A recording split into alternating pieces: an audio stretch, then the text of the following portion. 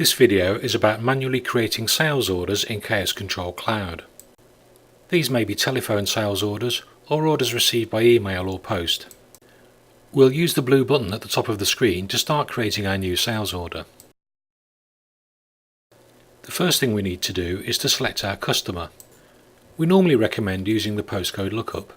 That way the system can recognise if it's an existing customer or whether we need to create a new customer record.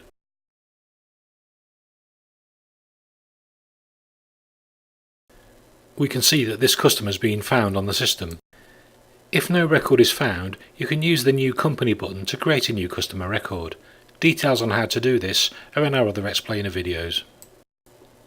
The reason why we're seeing 3 lines for the same customer record is because there are 3 different contacts against this record. A single customer record could have different contacts recorded against it, for example members of the same family. We'll double click on one of the lines to confirm that we have the correct customer and that we're ready to start creating our sales order. Before we start adding any products, we'll take a quick look at the main sales order screen.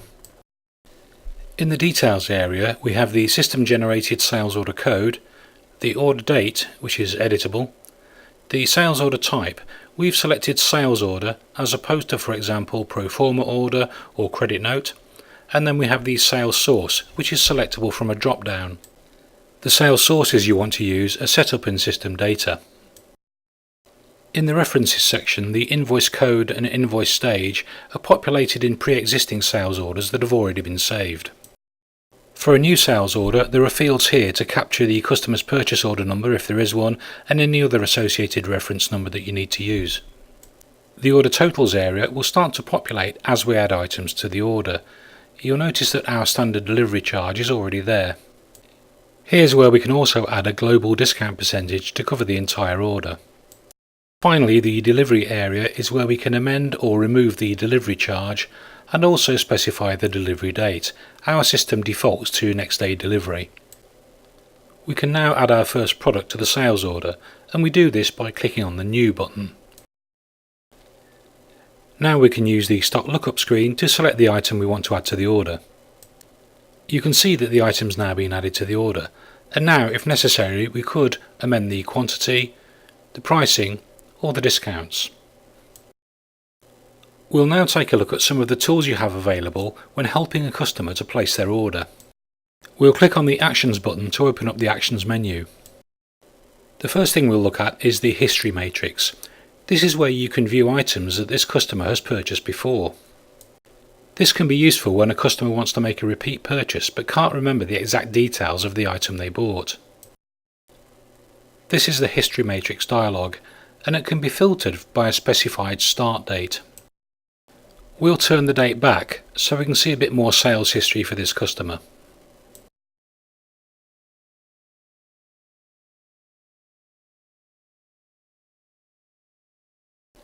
We can then select the previously bought product that the customer wants to add to the new sales order.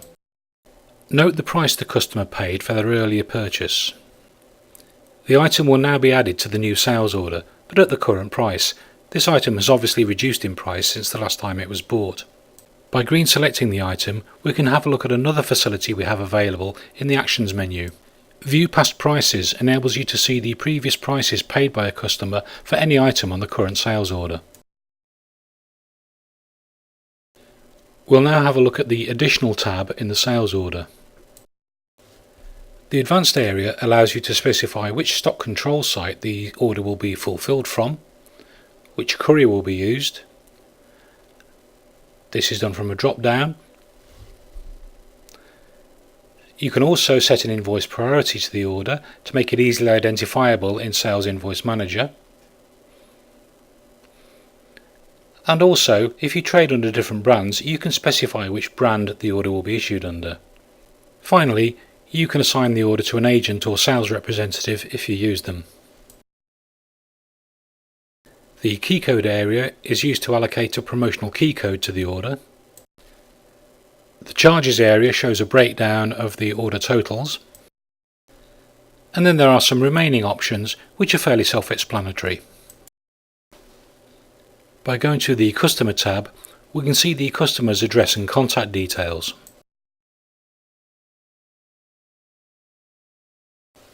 Here, if necessary, we can add new addresses, new contacts, and also specify the preferred invoice and delivery addresses.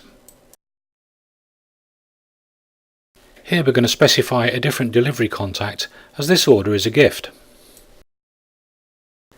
We'll now take a look at the Payment tab. Here you can see that the payment line has been pre-populated with the customer's default payment type and also with the total amount of the order.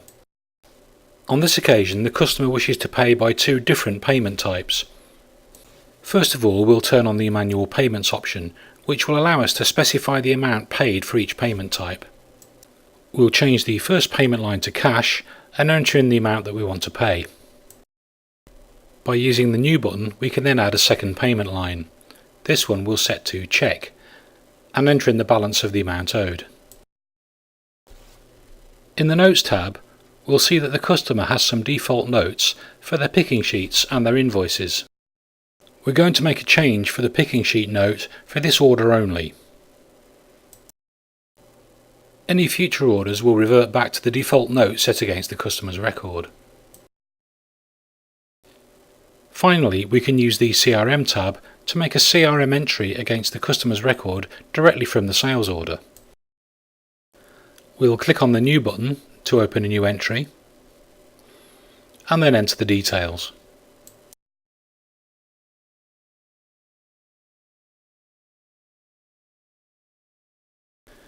We can then save the sales order.